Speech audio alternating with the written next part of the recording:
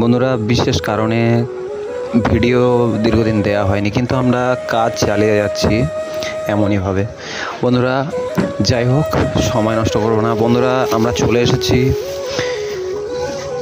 সেই জামতলা ব্রিজের কাছে। একটি মানসিক ভারসাম্যহীন ব্যক্তি, উনি রাস্তা রাস্তা ঘুরে বেড়াচ্ছিল, আমাদের চোখে আসে। তখনই আমরা ওনাকে জিজ্ঞেস করি, বললে উনি বললো যে হ্যাঁ, আমি খাবো, খুবই ক্ষুধার্ত এবং মানসিক ভারসাম্যহীন। ওনাকে অনেক কিছু জিজ্ঞেস করলাম, কিন্তু উনি সঠিক কিছু বলতে পারছে না। শুধু একটাই বিষয় বলছে যে আমি খেতে দাও, খাবো। তাই আমরা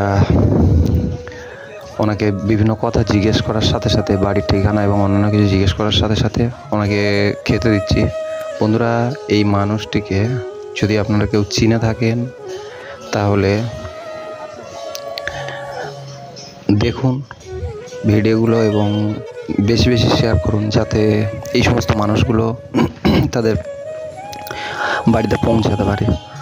বন্ধুরা, সাথে থাকো, ভিডিওগুলো লাইক শেয়ার করো। এই লাইকের মধ্য দিয়ে আমরা কাজে উৎসাহী হব।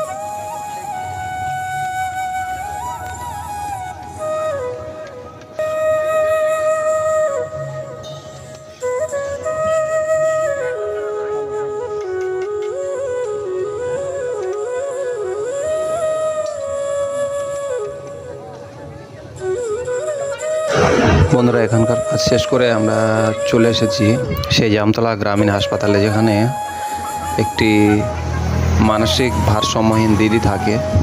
উনি আজ মানসিকভাবে খুবই ক্ষিপ্ত অবস্থা রয়েছে।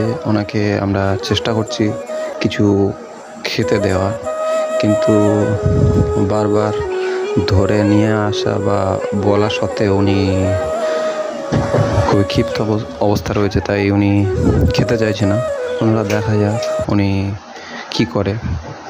বন্ধুরা, সাথে থাকো, ভিডিওগুলো বেশি বেশি শেয়ার করো, যাতে এই সমস্ত মানুষদের অবস্থা একটু উন্নতি হয়, এদের বাড়ি পরিবারের সাথে থাকার মধ্য দিয়ে। বন্ধুরা, দেখুন এই দিদিটির অবস্থা।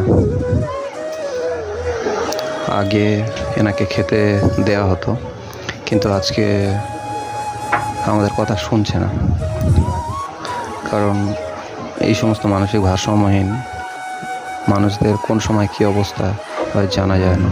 বন্ধুরা, সাথে থাকো।